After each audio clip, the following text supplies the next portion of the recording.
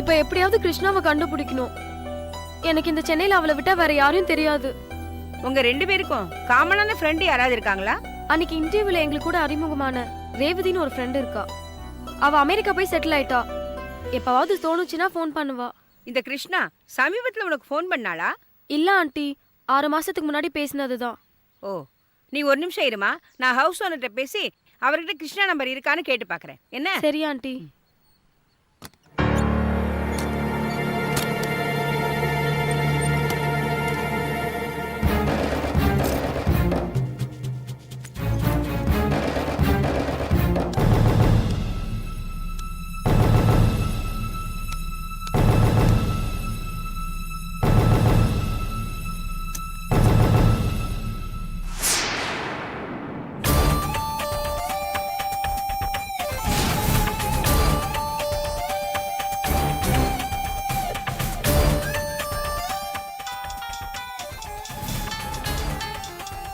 Hello.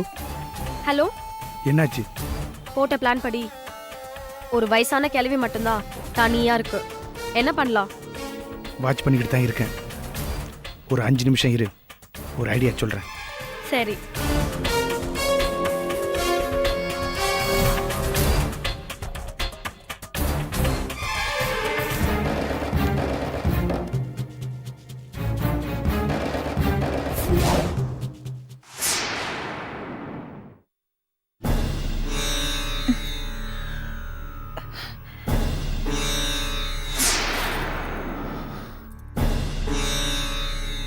என்னம்மா விடிஞ்சு போச்சு, இப்பதான் மயக்கம் தெளிஞ்சிருக்கா உனக்கு?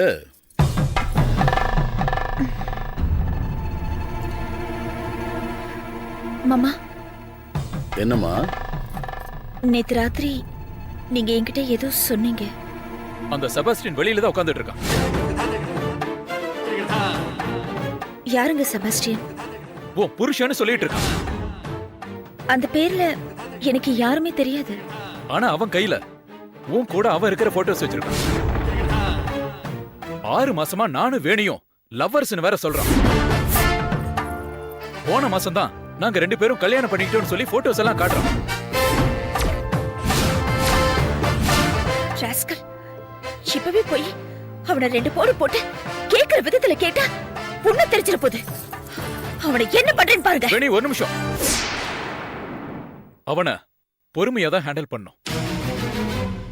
ஏன் அப்பாவும் உன் அப்பாவும் ஒண்ணு சேர்ந்தத மேலோட்டமா அரசியல்ல இருக்கிற பெரும் புள்ளிகள் வரவேற்கிற மாதிரி பேசினாலும் உள்ளுக்குள்ள ஏதோ பிளான் பண்றாங்களோன்னு சின்னதா எனக்குள்ள ஒரு டவுட் இருக்கு. அதனாலதான் அப்பா கிட்ட கூட இந்த பிரச்சனைய ஸ்மூத்தா ஹேண்டில் பண்ணுங்கன்னு, முடிஞ்ச வரைக்கும் நம்ம அடியாட்கள் கூட இந்த பங்களாவுக்குள்ள வரக்கூடாது, நாமளே பாத்துக்கலாம்னு சொல்லியிருக்கேன். சோ நானும் அப்பாவும் உனக்கு சப்போர்ட்டா இருக்கும். ஜாக்கிரதையா அவனை டீல் பண்ணு.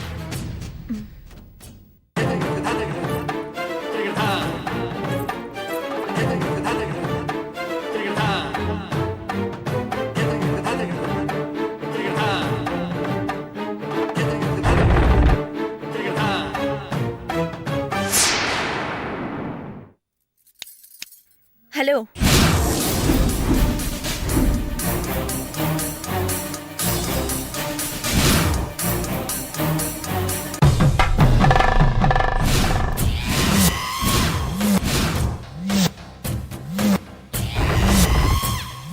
ஹாய் வேணி. யார் நீ? என்ன வேணி, என்ன மறந்துட்டிய? மறக்கிறதுக்கு உன்னை முதல்ல பார்த்ததானே. இதுக்கு முன்னாடி உன்னை பார்த்ததா எனக்கு ஞாபகமே இல்ல. சும்மா ஜோக் அடிக்காத வேணி. யாரா நீ? எத்தனை பேர்ல இந்த மாதிரி கிளம்பி வந்திருக்கீங்க? பொட்டாட்டி கூப்பிடுற மாதிரி வேணி வேணின்னு கூப்பிடுற. நான் யாருன்னு தெரியுமா உனக்கு? தெரியாம தான் உன் கழுத்துல தாலி கட்டானா?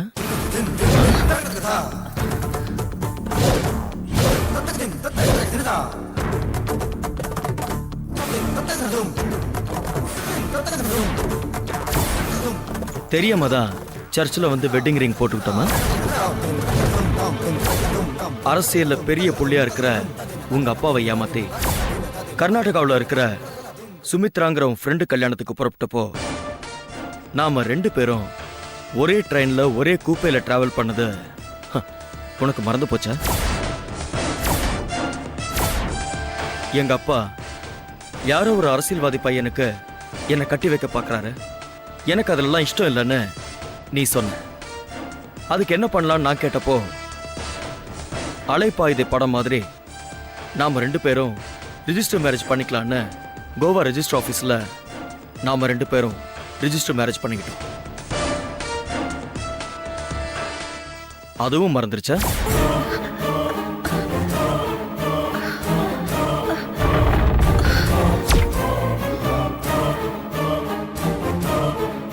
வேணி, தலையில ஏதாவது அடிபட்டு பழசு எல்லாத்தையும் மறந்துட்டியா?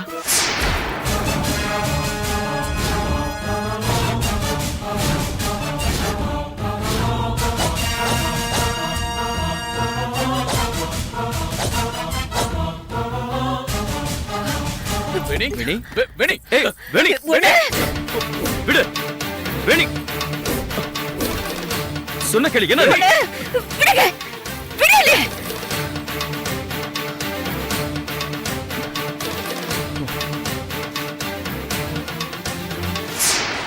ஏன் வேணி,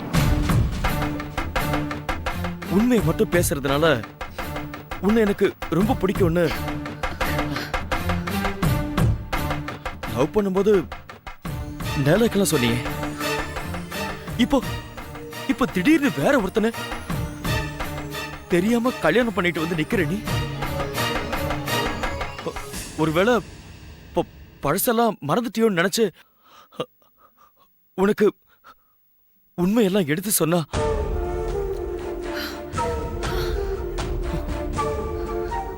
என்னையும் அடிக்க வரிய. இதுல என்ன நியாயம் வேணி? இதுல என்ன நியாயம் இருக்கு? ஏய்,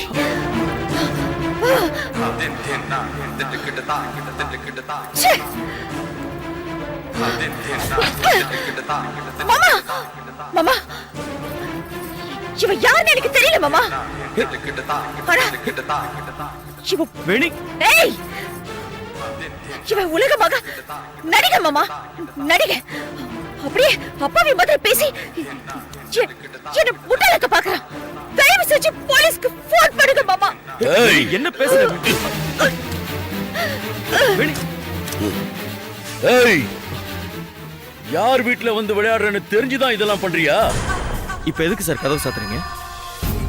ஓ, நான் எங்கேயாவது ஓடி போயிடுவேன்னு நினைக்கிறீங்களா? டோன்ட் வரி சார், என் பொண்டாட்டி இல்லாம நான் இந்த வீட்டை விட்டு போக மாட்டேன். வேணி சொன்ன மாதிரியே நீங்க போலீஸ் கூப்பிடுங்க, நோ ப்ராப்ளம். கொஞ்சம் தள்ளுங்க.